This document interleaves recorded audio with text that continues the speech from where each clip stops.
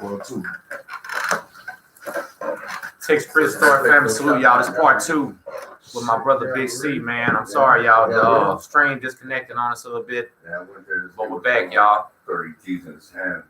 Walking around, chopping all this shit. Hey, y'all hold down for 1 second, please. I'm sorry. Just give about 10 more minutes, man. We're trying to get to somebody. Let's jump in real quick and get alive. And we back, y'all. But anyway, I want to do a little bit more talking about what we were saying. I wanted to ask Big C, how the hell did you have it like you had it over there, man? Because listen, I'm going to stop. The guy said something. The man could change wings when nobody else could. No police officer would ever frisk or search him, no matter what. I'm talking about we would come through the line. They patting everybody down and telling him, don't worry about it. He had a rec yard job. That was the #1 best job in Beaumont. Dude, you had the best job. All the homies got in free. He had no cat search. He had everything he wanted at that prison. How did that happen? Man, you know. You weren't even there that long. You know, it's like, you know, when you in that system like that, man, must I remind you, I did 12 calories. Must I remind you, man, you know, when you become a hell of a finesser, man, you know, when you, in y'all terms, when you beat the system at their own game, it's pretty much anything you can do down there, man. You know, like I say, man, all my homies, you know, no check, no nothing, got in through the rec yard. However, you feel me? Like, even if whatever we wanted, big bangers, whatever. Even if them niggas was dirty, man, they came through when C-Babe was on the yard, man. You feel me? But, you know, when you a finesser, man, in that type of environment, it's really nothing that you can't do. You feel me? Like, all I did was make sure my niggas was straight. You feel me? Like, my team, as long as my team straight, man, fuck everything else, man. You know, it's like,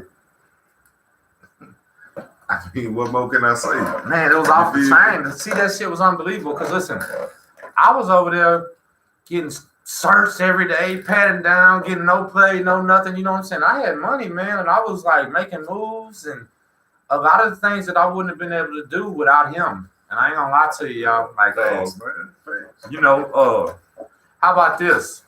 I ran a commissary store, and everybody paid me every time. And I gotta think it's got a lot to do with him. Because if they didn't, you know what I'm saying? Yeah, we was gonna pull up. We was gonna pull up on you. Like, you know what I'm saying? It's gonna be a couple of us pull up on you and say, "Where's that money, man?" You know, the only time that I ever had a problem was that Vayuco dude. What was that dude that owed everybody all that money out? He was speaking for the Vayucos over there.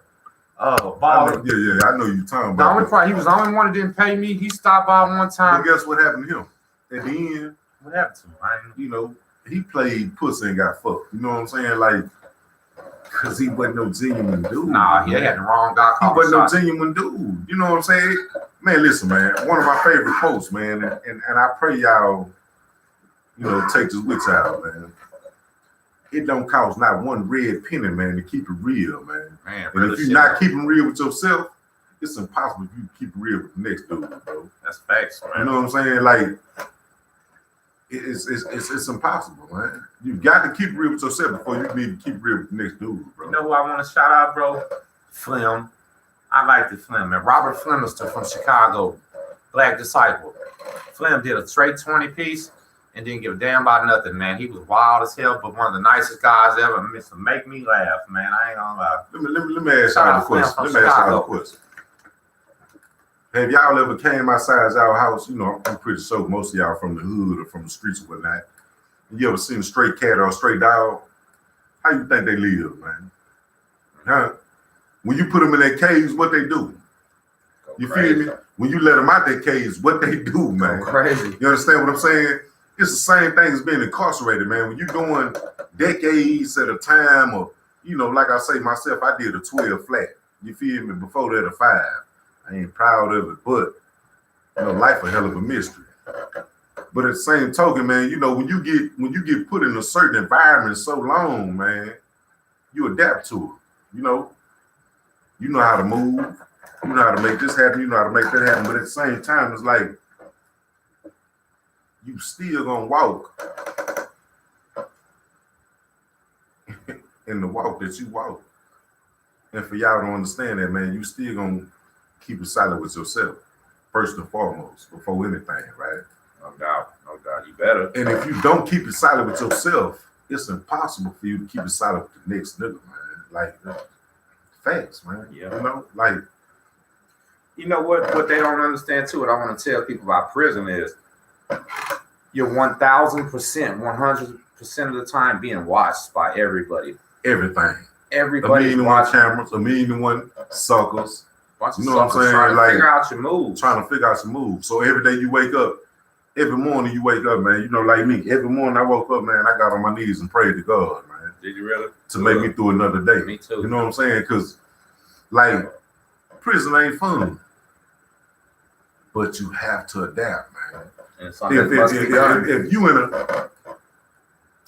in an environment with number of gorillas, alligators, or whatever the case you want to call it, man, you know what you gonna do? You gonna starve or you gonna eat? You know what I'm saying? Like, it's the same thing. Like, for those who haven't been in that situation, man, I wouldn't advise you to get in that situation. You know what I'm saying? Because it ain't fun at all. You know, you have to somebody asked a question. What's the question? Say, why do so many prison channels? I'm gonna answer this one. Why do so many people glorify prison on the prison channels? Because they're glorifying their self. They're trying to make their self look cool. Okay, because they did that. Let me input something. That's why.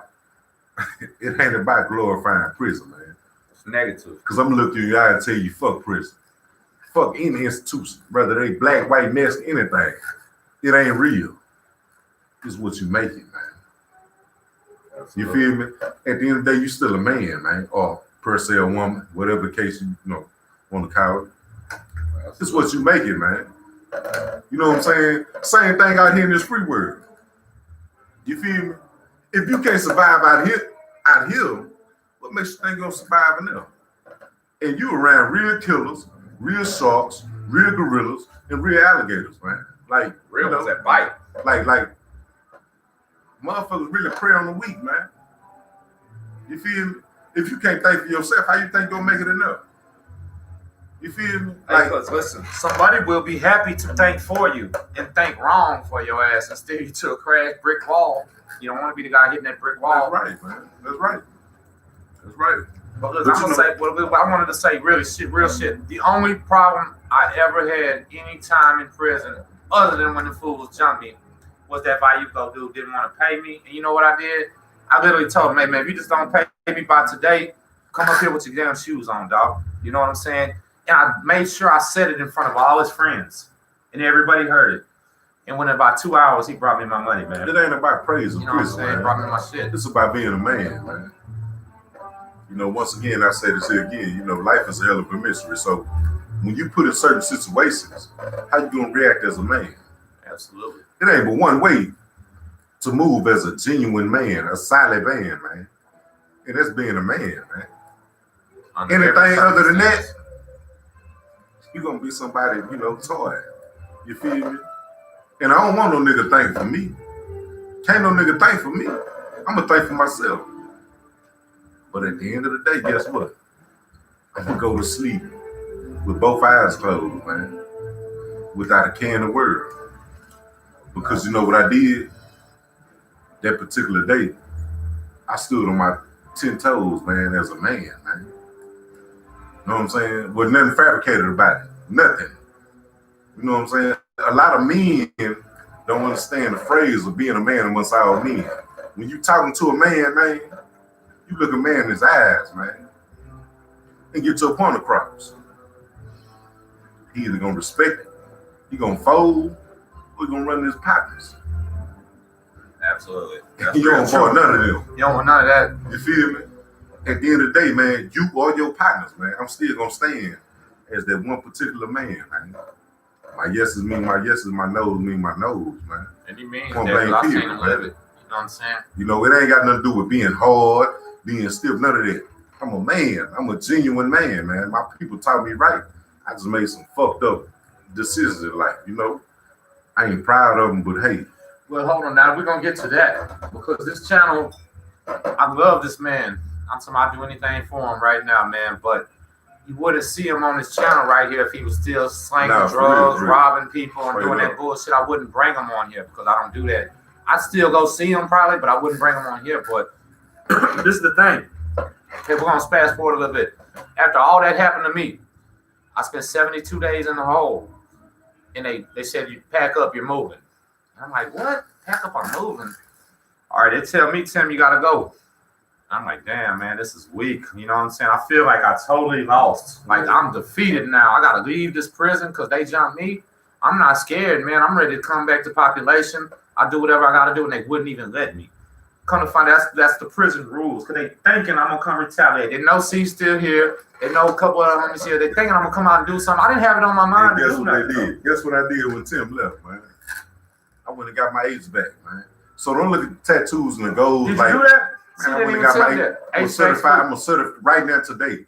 Certified HVAC, man. You know what I'm saying? And they sent me to where he was at. Well, that's what I'm gonna get to it. Check it out. Listen, what they did to me. They put me on the chain bus. They put me on the bus. First place they drove was the USP. I say, what the fuck? I'm going to the USP. Oh man, it's crazy, man. They messed me over bad, man, because they died fast at that USP, man. And any white gang member over there, they automatic have a ride over there. You, man. Anybody been down though? Ain't no squat. No, it's knives on. It's bodies, man. It's bodies and knives. So listen, when they pulled up to the USP, my stomach dropped, knotted up, and I got scared as fuck, man, because they just had a ride over a white crib over there where a bunch of people got killed and all kind of shit. You know what I'm saying? And here I am, they're about to drop me here. But then guess what? The bus picked up somebody and pulled off to the low. And I'm like, well, maybe I'm going to the low. Kept driving. Kept driving. You know what I'm saying? We go to Ellington Air Force Base on the bus. And I'm like, what the fuck is going on, man? And Con Air lands. Here comes a fucking airplane, man. Con Air. When Con Air lands, they bring about 40 fucking marshals out. Put them in a circle. Everybody has a shotgun. Con Air, the steps come out. Some women come down. I'm like, what the hell, women? They're pretty women too. They come down, and then they say, everybody's name who we call, get off the bus. They called everybody's name except mine. And I'm like, they called everybody's name except mine. And I'm like, what? The officer looked at me and said, you got lucky, boy. You going to FDC Houston. I said, what the hell does that even mean? I don't even know what that means. He said, just don't worry, it's good. I said, okay, cool. I ride the bus. We go downtown Houston, pull into Sallyport, and we get out. They processed me in. It was about 3 of us. Take me upstairs, and I realized I just hit a trustee dorm. I'm like, what the fuck? Everything was cool. And then guess what? First thing I seen, though, listen. When I walked in FDC Houston, there was my old celly from Beaumont. He stood up loud as hell and said, there goes the dude I was telling y'all about. And it was me. And I'm like, what was he telling him about? And he was in there telling him I was the world's best Scrabble player and nobody over there could touch me. And had all them boys already ready to take me out on the game and mad at me and everything because they thought they was so good. You know what I mean? I'm like, what? This is crazy. Going to cell with him, and everything was cool as hell. You know what I'm saying? Laid back, chill. Y'all know what's so crazy? I made it to the same spot, man. Yeah, then like a couple months later, he showed up. By doing the right thing. You feel me? Couldn't believe they sent you over By there. doing the right thing. I'm working in the roof. HVAC, certified, right? I see my boy Tim, man. I know you tripped out. Ran everything down to him, you feel me? And this goes back to what I'm telling y'all there, man. God works in mysterious ways, man. You feel me? Real talk. So listen, though, check this out. I'm gonna tell what happened at FDC Houston. Came and got it Hold on, because this man's a trip, man. Hold on, yeah, you did. Yeah. Okay, when I got to FDC Houston, it's one of the very low security spots where they even let snitches stay. And that was, he was tripping. Hold on, let me finish, man. He was tripping. But I'd already been there, got used to it. Okay? They actually had a table at FDC Houston and a TV for the child molesters. Guess what I did? Man, he pulled the plug on like the first day and said, I've never seen nothing like this. Oh, y'all got to move around. He cleared out. First of all, he looked at me and said, why you letting this shit go on, man? He blamed me. I said, man, ain't my fault. I'm finna go home, bro. I don't give a fuck. He said, nah, man, I don't care if we're going home or not. No child molester get no table, no way. Right. And I said, well, whatever you want to do, cuz I got your back, you know. And y'all that got kids, y'all understand where I'm coming from. Yeah. Well, after I had somebody take a picture of my daughter in a restaurant the other day while he was touching himself under the table, man. And I'll tell you about that later. That was unbelievable. You know what I'm saying? But check this out. My man came in there and rearranged FDC on his first date. The whole thing. I'm talking about it. Some of them guys been there 20, 30 years and they was going home. He say, man, I don't care what y'all talking about. This got to stop. Immediately that day, every child molester in FDC Houston had to start staying in their cell. They couldn't come out and they were ostracized. And he changed everything. One man changed the entire place by himself. And I mean, they knew he wasn't by himself, but it was him. Because I didn't try to do it. Nobody else tried to do it. And literally, me, him, and Glenn Ray, we had our own TV after that. Only because, man, I stand as a man. I got kids, too. And see, I didn't have kids at that time, too. And I got a granddaughter. Yeah, babies and granddaughters. So it's like, man, it's men over here, man. And we ain't playing that. You know what I'm saying? Like, check this out, because there's a real question here. Texas May, salute. Y'all always say I love you. They say, Big C, do you believe you're a product of your environment, or do you think you're the one that created the environment that put you there? I'm a product of my environment. I think so too, man. I'm a product of my environment, but at the same token, check this out. For that question, Australia, salute. Check this out. For that question, see, God is salute. It's all about God, man. Check this out, cuz. Hold on. Julie B, thank you so much. You sent that money earlier. We haven't got to that part. I'm gonna get to that, Julie. Okay, so I didn't even know he had his HVAC certification. He didn't tell me that in FDC. I'm happy to hear that now. Look at me. Forklift certification, HVAC. You know what I'm saying? Like sandblaster.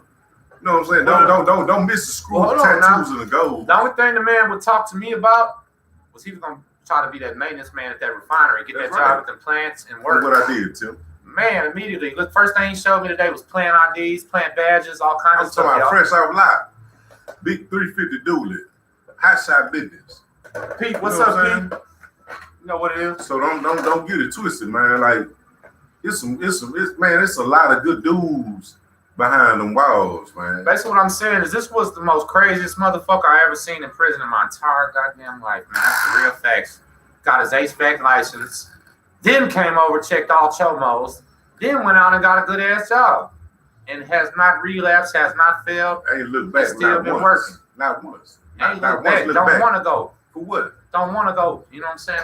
We've been through that. So that's kind of what life is right now. Tim Snow, the truck driver, Big C, the plant worker. You know what I'm saying? Right now, he's between jobs because that's how plants go. Anybody know a good plant job around Baytown? Y'all holler at my boy. He'll go do it. He's got all the certificates, sandblaster, everything. You know what I mean? And he just moved to Baytown, actually. So it's all good, man. But a lot of the stuff that we've been through, we don't ever want to see again. And that's the thing. That's the real truth. Like, I'm gonna tell you something, man. The hardest thing I deal with every day, man. I don't want to go back to my old me. I don't want to go back to my old me, man. You know, it's like it's look. I'm gonna say this here to y'all, YouTubers.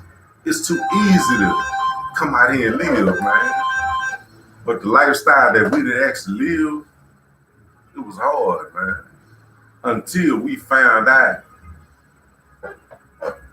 the true blessing in us, man. You know what I'm saying? Like, man, it don't matter how gangster you is, none of that, man. Give thanks to the Almighty, man, God, first and foremost, man. Because he going to pave the way. You feel me? But he going to take you through some hell of a mysteries within life, man, to get to that point. Absolutely. And the point that I'm at right now, trials and tribulations. I don't never want to go back. But if I was to ever go back, God forbid, I know how to carry myself as a man, man. First and foremost, man. So let me ask you something. This is for everybody else. Do you feel like you grew up in prison? How old was you when you went to prison? Man, the first time I went to prison. No, on the 12-year bid. Okay. You started at 12 because I met this man. I met him on a 12-year bid, y'all. He did 9 years state and did not get out. They transferred him straight from TDC to Beaumont Medium. From a fucked up unit to a fucked up unit. Okay, so check this out. When I first Did that 12, I was 22. I was 22 years old. Before that, I did 5. Right? Now, I'm 37 right now. And prison, a lot of people look at prison like, you know, they look down on it. You know what I'm saying? Hey, man, matters what you do in life, man. You know, if you fail, I will say this here. Prison will teach you a lot of things. I'm not glorifying prison at all. I'm talking about under no circumstances. Fuck prison. Fuck prison. But at the same token, if you go in there seeking yourself and what you want to do in life as becoming a man, it'll teach you, man. Hey, listen, I want to ask you this. Talk to me. During your entire bid, what do you think was the one most important thing that changed you to not go back? The one thing that made you not, was it the actual time being gone? Was it some type of violent event? Was it some type of spending years? I know you was in that SIG in the States, so I don't know. Okay, so I'm going to answer the question. I lost a woman that raised me, man, which was my grandma, man. You know, may she rest in peace, man. Helen, I love you, baby. When I lost my grandma, man, I kind of lost myself. But I had to tap inside. Exactly. Mm-hmm. I had to tap back into myself on my knees, man, and ask God why. And God told me, man, you know, Chris, certain things in life I'm gonna take you through. But what I take you through, it's gonna be a blessing at the end, man. Absolutely, man. You feel me? Matters the gang life, matters the you know, all that other anything else within prison, man. I had to get on my knees, man, and talk to God, man. You know what I'm saying? Like, that's what really pulled me back into my snaps. Like, hey, man, I'm finna take you through some things, bro. He talk back to you. And I'm finna show you some things. I'm really finna show you what life about, man. You feel me? And he showed me. And when he showed me, I ain't gonna look back. What I'm gonna look back for? I'm so proud of this man, y'all. You know what I'm saying? And you talking, and y'all talking to a real life, like, I'm talking about, hey, man, ferocious. Like, I ain't never seen. I told you there's 4 men I seen. Man, listen. I did 3 bids. There's 4 men I seen. It's like this dude. He's one of them, man. And I don't know what else. Man, I fuck with everybody. Mexicans, whites. I fuck with everybody, man. I grew up around. I always you want to tell him about something man. else? You want to be honest with it? And we'll probably close this out pretty soon. There was a time right before I got there. Well, I know it happened because everybody told me. Where C said, man, I'm tired of this bullshit ass shit. He said, if any motherfucking man on this fucking prison wants to keep saying you're a goddamn crip, come to the fucking record with your paperwork. That's right. Or you never say you're a goddamn crip again. That's right, man. He told every man on this prison, if you're a fucking crip, you claim this shit, come to the goddamn rec yard with your fucking paperwork, show me you're not a rat, or you shut the fuck up about being a crip. Show me, man. And what happened? Show me, man. Well, yeah. I'm gonna tell you something, man. The motherfucker. A lot of motherfuckers didn't come, though, did they? Did everybody come? I can count on one hand how many people showed up at the rec yard. Motherfuckers didn't come, man. You know what I'm saying? Matter of fact, a few niggas checked in. They fucking went and hid. You know what I'm saying? Because at the end of the day, man, hey, man, my mistakes is my mistakes. You know? And